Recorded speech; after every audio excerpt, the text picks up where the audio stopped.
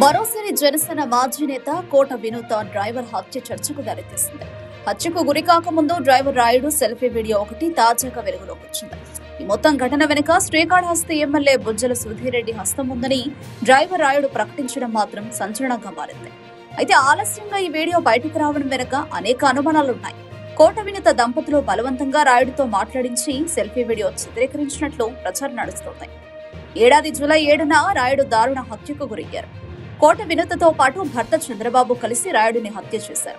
ఆ మరుసటి రోజు చెన్నై కూవర్ నదిలో పడేశారు. ఈ ఘటన వెలుగులోకి వచ్చిన తర్వాత కోట వినూతపై జనసేన సస్పెన్షన్ వేటు వేసింది. అయితే అదే డ్రైవర్ రాయుడు బతుకున్నప్పుడు చిత్రీకరించిన 19 నిమిషాల 42 సెకండ్ల వీడియో ఆదివారం సోషల్ మీడియాలో వెలుగులోకి వచ్చింది. అయితే ఇంత ఆలస్యం కావడానికి కారణం ఏంటి? అప్పట్లో ఆ వీడియోను అతనే తీశాడా, లేకుంటే కోట వినూత దంపతులు బెదిరించి తీయించారా అనేది హాట్ టాపిక్ అవుతుంది. అయితే డ్రైవర్ రాయుడు ఈ వీడియోలో సంచలన విషయాలు బయటపెట్టాడు. కోట వినూత దంపతులను హత్య చేయించేందుకు ఎమ్మెల్యే సుధీరెడ్డి ప్రయత్నించారన్న రాయుడు చెప్పిన మాట. సుధీరెడ్డి ప్రధాన అనుచరుడిగా భావిస్తున్న సుజిత్ రెడ్డి రాయుడిని కలిశాడు.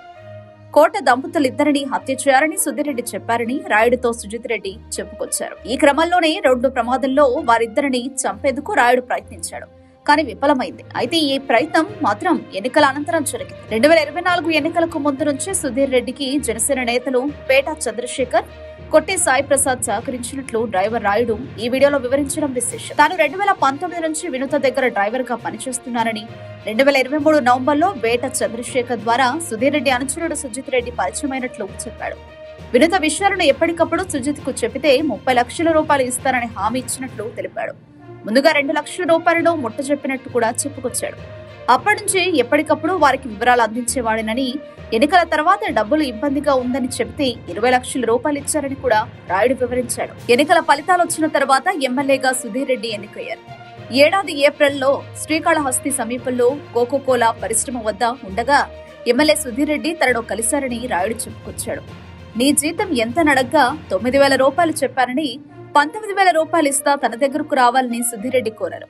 అయితే ఏదైనా నామినేటెడ్ పదవి వస్తే ఇంటితో పాటు కారు కొని ఇస్తారంటూ వినూత తనతో చెప్పారని, అందుకే మీ వద్దకు రాలేనంటూ ఎమ్మెల్యేకు బదిలిచ్చినట్టు చెప్పాడు రాయుడు. అయితే ఇక్కడ నుంచి వీడియోలు తీయడం నా వల్ల కాదని సుజిత్ రెడ్డికి చెప్పారని, దీంతో ఎమ్మెల్యే పేరు చెప్పి తిరిగి తనను బెదిరించారని, నువ్వు మాట్లాడిన వీడియోలన్నీ తమ వద్ద ఉన్నాయని, వాటిని కోట వినూతకు పంపిస్తే వారు ఏం చేయాలో చేస్తారని సుజిత్ రెడ్డి రాయుడును హెచ్చరించినట్టు తెలుస్తోంది.